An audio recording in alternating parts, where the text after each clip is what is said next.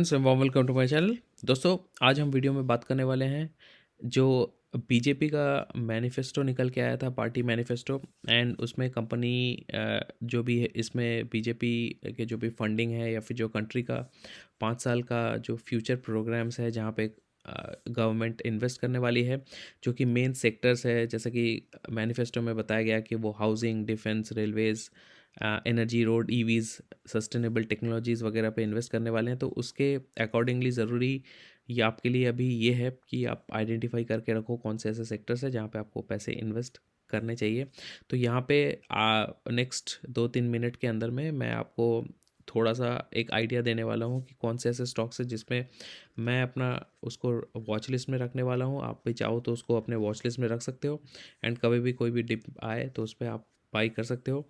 ये individually segment wise, sector wise मैं एक एक एग्जांपल दे दूंगा ताकि आपको अपना रिसर्च करने में मदद मिले। अगर लिस्ट में कोई और स्टॉक आपको लगता है कि अच्छा खासा इसमें मुनाफा हो सकता है, आने वाले समय में लोगों को फ़ायदा मिल सकता है, तो आप कमेंट सेक्शन में ज़रूर लिख के बताइएगा। तो चलिए आगे बढ़ते हैं, देख लेते हैं वो कौन से 10 ऐसे सेक्टर हैं एंड कौन से 10 स्टॉक्स हैं जो कि इस मैनिफेस्टो के चलते उसमें इम्पैक्ट होने वाला है एंड वो आगे जाके आपको मल्टीफोल्ड रिटर्न भी दे सकते हैं। तो सबसे पहले दोस्तों अगर हम बात करें तो वो है हाउसिंग। हाउसिंग इसीलिए है क्योंकि उसमें गवर्नमेंट ने बहुत ज़्यादा हाउसिंग पे प्रमोशन किया है, हाउसिंग पे फोकस डाला है।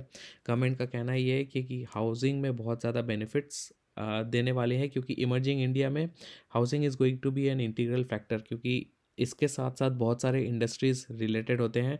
क्योंकि हाउसिंग अगर आप इसमें इन्वेस्ट करो तो हाउसिंग के साथ साथ सीमेंट सेक्टर के साथ साथ एनबीएफसीज, बहुत सारे ऐसे रिलेटेड सेक्टर्स होते हैं जिसमें ग्रोथ देखने को मिलता है। लेकिन अगर हम प्योरली हाउसिंग की बात करें तो यहाँ पे जो स्टॉक है जिसको आपको अपने रडार में रखना है, दैट इज़ हर्डको। जो नेक्स्ट सेक्टर है दोस्तों उसके बारे में हम बात करेंगे, वो है सीमेंट। बहुत सिमिलर सेक्टर है। अगर आप हाउसिंग में इन्वेस्ट कर रहे हैं तो ऑब्वियसली जैसा मैंने बताया कंस्ट्रक्शन, स्टील्स हो गए, और या फिर आपका सीमेंट हो गया, या फिर आपका जो एनबीएफसीज है। क्योंकि अगर आपको इन्वेस्ट करना है, आपको लोन्स वगैरह की ज़रूरत है, आपको फंडिंग की ज़रूरत है कंस्ट्रक्शन के लिए, तो एनबीएफसीज वहाँ पे आते हैं। तो उसके बारे में हम आगे डिस्कस करेंगे। बट अभी के लिए हाउसिंग से रिलेटेड जो नेक्स्ट सेगमेंट सीमेंट सेगमेंट है उसमें मैंने चूज़ किया है अल्ट्राटेक सीमेंट। आगे बढ़ते हैं टूरिज़्म। दोस्तों यहाँ टूरिज़्म के बारे में मैं इसीलिए बोल रहा हूँ क्योंकि इस पर बहुत ज़्यादा गवर्नमेंट का फोकस है। एंड टूरिज़्म सेक्टर में बहुत सारी चीज़ें आते हैं, जैसे कि इसमें होटल इंडस्ट्री आता है, इसमें एविएशंस आता है, इसमें एनबीएफसीज भी आता है। एनबीएफसीज में आप क्रेडिट कार्ड्स वगैरह ले लो क्योंकि एक्सपेंस वगैरह उसमें से ट्रिगर होता है। एंड अगर हम एविएशन की बात करें तो उसमें एविएशंस में फ़्लाइट, ट्रेन, जो भी बस, ये सारे आपके आते हैं। लेकिन क्योंकि अभी फ़्लाइट्स में बहुत ज़्यादा लोग ट्रैवल कर रहे हैं तो यहाँ पे इंटरग्लोब एविएशन के अलावा हमारे पास उतना ज़्यादा ऑप्शन इंडिया में अवेलेबल नहीं है। तो यहाँ पे उसके बारे में हम बाद में डिस्कस करेंगे। But for the time being अगर हम टूरिज़्म की ओवरऑल बात करें तो यहाँ पे मैंने आईटीसी को सिलेक्ट किया है, क्योंकि होटल चेन्स है एंड सबसे बड़ी कंपनी है इस सेक्टर में। सबसे बड़ा ये एक तरह से आप कह लीजिए मल्टी कैप कंपनी है। तो ये हो गया तीसरा सेक्टर। अगर हम चौथी सेक्टर की बात करें, सिमिलर सेक्टर है, टूरिज़्म से रिलेटेड ही है, रेलवे। लेकिन यहाँ पे मैं बात कर रहा हूँ रेलवे टूरिज़्म की नहीं, बट रेलवे इंफ्रास्ट्रक्चर की। Railway infrastructure is important because railway infrastructure से भी बहुत सारे सेक्टर्स रिलेटेड होते हैं, जैसे कि steel sector which is most important. तो उसमें एपीएल अपोलो पाइप्स हो गए, जेटीएल हो गया, सूर्या हो गया, हाईटेक हो गया, बहुत सारे कंपनी आते हैं। लेकिन यहाँ पे एक स्टॉक को अगर आइडेंटिफाई करना हो तो मैं जेटीएल के बारे में बताऊंगा, क्योंकि यहाँ पे जेटीएल जो है वो काफ़ी ज़्यादा अभी सस्ते भाव पे मिल रहा है। आने वाले समय में यहाँ पे आपको अच्छा अप मूव आता हुआ देख सकता है। नेक्स्ट हम बात करेंगे ईवीज़ की। ईवीज़ के बारे में इसलिए हम बात कर रहे हैं क्योंकि यहाँ पे जो आने वाले समय है उसमें पेट्रोल, डीजल और ये सारे चीज़ें कम करने के लिए गवर्नमेंट का हमेशा थोड़ा बहुत इंटरेस्ट रहता है, ताकि आप ईवी मॉडल पे शिफ्ट करो। ईवीज़ में हर एक जो भी मैन्युफैक्चरिंग कंपनीज़ है उसमें अपना वो रिसर्च कर रही है। जैसे आप टू व्हीलर में टीवीएस मोटर्स की बात करिए या फिर फोर व्हीलर्स में टाटा मोटर्स की बात करिए। इंडिया में ज़्यादातर फोर व्हीलर का कल्चर है ईवीज़ में, that's is why have short list है टाटा मोटर्स। यहाँ पे टाटा मोटर्स को आपको ध्यान में रखना है। ऑब्वियसली इसके साथ जो लिंक्ड सेक्टर है एनबीएफसीज है। NBFC is something which is link to any of the sectors above, क्योंकि यहाँ पे हर चीज़ में आपको कहीं भी कुछ भी इन्वेस्टमेंट करने के लिए फंडिंग की ज़रूरत है। That's why you need NBFCs. NBFCs यहाँ पे अगर आप देखो तो श्रीराम फाइनेंस हो गया, बजाज फाइनेंस हो गया, सुंदरम फाइनेंस हो गया, चोलामंडलम हो गया, तो बहुत सारे कंपनीज़ है। लेकिन श्रीराम फाइनेंस क्योंकि पास्ट रिकॉर्ड के हिसाब से अच्छा खासा पैसा इसने अपने शेयर होल्डर्स को बना के दिया है, that's why I am short listing Shriram finance. Next हम बात करेंगे दोस्तों यहाँ पे नेचुरल गैस की। नेचुरल गैस इसीलिए मैंने आपको पहले बताया ईवीज़ के साथ रिलेटेड है नेचुरल गैस। नेचुरल गैस में भी बहुत सारे कंपनी आते हैं। आप गेल ले लीजिए, आप आईजीएल ले लीजिए, महाराष्ट्र गैस हो गया, गुजरात गैस हो गया, बहुत सारे कंपनीज यहाँ पे आते हैं।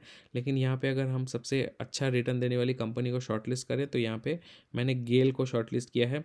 नेचुरल गैस के साथ साथ जो कि इंफ्रास्ट्रक्चर रिलेटेड है गैस सेक्टर में, वो भी स्टॉक्स इसमें आते हैं, जैसे कि वेल्सपन कॉर्प हो गया, महाराष्ट्र सिम्बलेंस हो गया, रत्नमणि मेटल्स। आपने रिसेंट टाइम में रत्नमणि में देखा होगा, काफ़ी उसने अच्छा पैसा बना के लोगों को दिया है।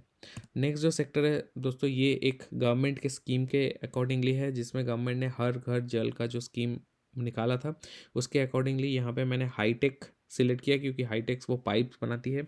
Pipes is the most important infrastructure अगर आपको हर घर जल को इम्प्लीमेंट करना है, उसके लिए मैंने ये सिलेक्ट किया है। नेक्स्ट हम फार्मा की बात करेंगे। Pharma is a generic sector, ये सारे सेक्टर से अगेन रिलेटेड है। फार्मा में बहुत सारे कंपनी आते हैं। Pharma is a bit over price, थोड़े बहुत स्टॉक्स एक्सपेंसिव है, तो आपको वेट करना है, जब भी आपको डिप मिले आप उस पर बाई करो।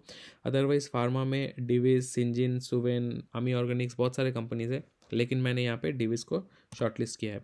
फाइनली दोस्तों जो लास्ट सेगमेंट है जहाँ पे मैं आपको बताने वाला हूँ, that is the cropping sector.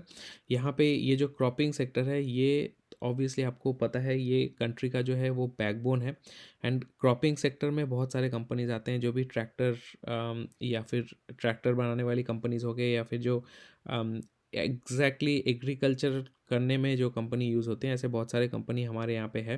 तो क्रॉपिंग की अगर हम बात करें तो यहाँ पे एक्सकॉर्ट्स, कबूटा एंड एम ये सबसे ज़्यादा मुझे अच्छे लगे, लेकिन यहाँ पे एम को मैंने शॉर्टलिस्ट किया है। सिमिलरली इनके साथ साथ linked NBFCs, obviously Chola Shriram finance and Sundaram finance linked है। तो हर सेक्टर में एनबीएफसीज आपके साथ यहाँ पे लिंक होने वाले हैं, क्योंकि जैसा मैंने बताया फंडिंग की ज़रूरत हर सेक्टर में पड़ती है। तो दोस्तों ये जो 10 स्टॉक आप देख सकते हो, आप चाहो तो एक स्क्रीनशॉट भी लेके रख सकते हो। ये 10 स्टॉक मैंने अपने वॉच लिस्ट पे ऐड करके रखा है। जब भी कोई डिप मिलता है मैं कोशिश करूँगा उस पर बाई करूँ। आप अपना रिसर्च ज़रूर करें, ऐसा नहीं है कि आपको कोई किसी भी प्राइस पे इसको बाई करना है। अगर आपको फिर भी कोई डाउट है एंड या फिर आपके पास कोई और सजेशन, आपको लगता है कोई और स्टॉक है जो कि अच्छा रिटर्न बना के दे सकता है, बेझिझक कमेंट सेक्शन में लिख के मुझे बताइए। मैं आपके सारे कमेंट पढ़ता हूँ एंड कमेंट्स के रिप्लाई भी करता हूँ। कोशिश करूँगा जल्द से जल्द जो भी आपके क्वेरीज हो उसको दूर करूँ। वीडियो में बने रहने के लिए बहुत बहुत धन्यवाद। चैनल को सब्सक्राइब करें एंड बेल आइकन को ज़रूर प्रेस करके रखें, ताकि आने वाले वीडियो में आपको नोटिफिकेशन मिले एंड आपका कोई भी इंपॉर्टेंट वीडियो मिस ना हो। Thank you so much and all the best for the results.